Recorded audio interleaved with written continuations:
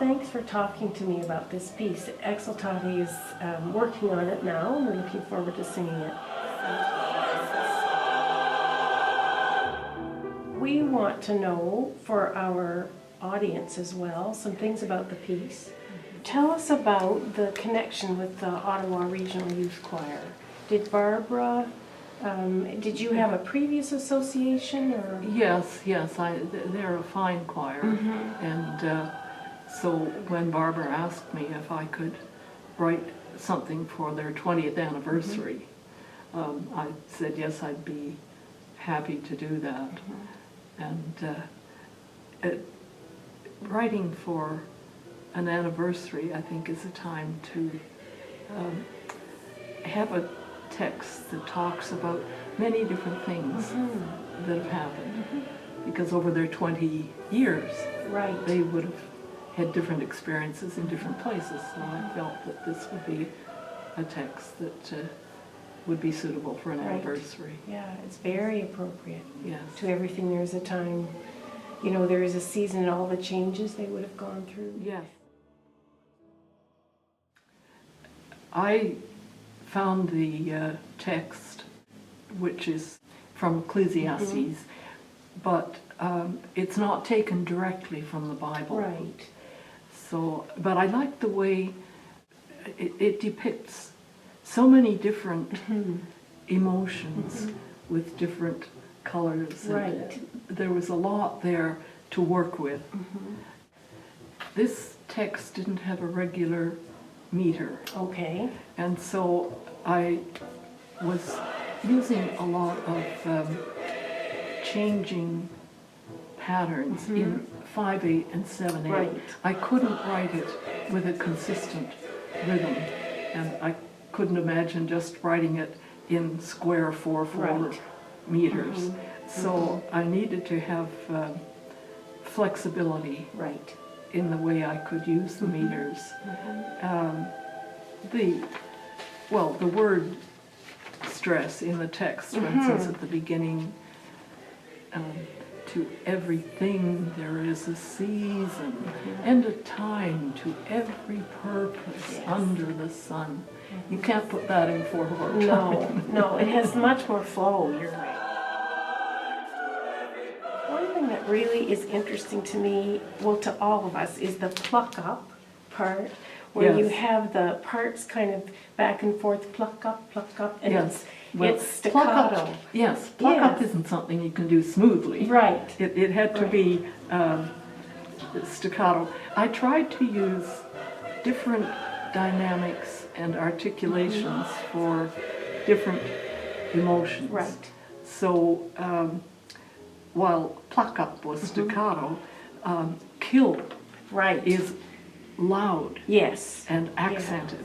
Right. But when you come to the word heal, it's soft and smooth. Right. And then when you come to laugh, it's short and bright.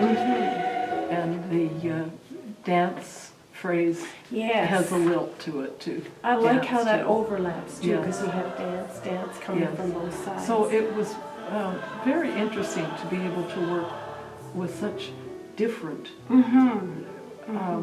ideas that come from a text like this. One place that's a challenge to us actually is this scatter part that you set in 5/8, and just the way you have it with a little break. Scatter, scatter, scatter, scatter, scatter, scatter. Yes. Tell us about that and how you decided to set it up that way. Well, you can't scatter something consistently. Oh, okay, all right. So it had to be off the beat. And it's interesting how you trade it through the voices there too. We never say that word all together. No, we take turns. You don't scatter things systematically together. No. It's a little element of surprise. I think the audience will hear that too when we sing that as well. Another thing that I wondered about was how you decide as a composer with this sort of text when to use divisi and to thicken the texture. Oh, yes. you use divisi when you want a richer Okay. sound because the text is building up to a climax, so it needs to be thicker. Okay. And also, I of course use divisi when the women sing alone or the men sing alone. I usually use 3 parts instead of 2 for the divisi. And is that for a similar reason that, is it climactic or is it just simply to make more interesting color? Just because yes, I think it's not very interesting just to hear 2 parts singing. To get the harmony, you need the 3rd part. There's more richness. Yeah. It doesn't need to be heavy and loud. Right. But it just needs a balanced 3-part texture. Yeah, good point. Sometimes there's some dissonances. We've noticed that you like to use fourths and things like that. In this part, to speak, and it always makes it challenging for us because it's not predictable chords. You know, that's one of the trademarks of your music. Well, with this text, I felt there's a lot that isn't predictable, and so I wanted to be free to wander and do different things. Right. I also noticed that you bring us back to the beginning at the ending when you come back to this to everything. Yes, There's a sea. Right. You know, that's like going for a walk. You walk around exploring different things and different places, but you circle around and you come home again.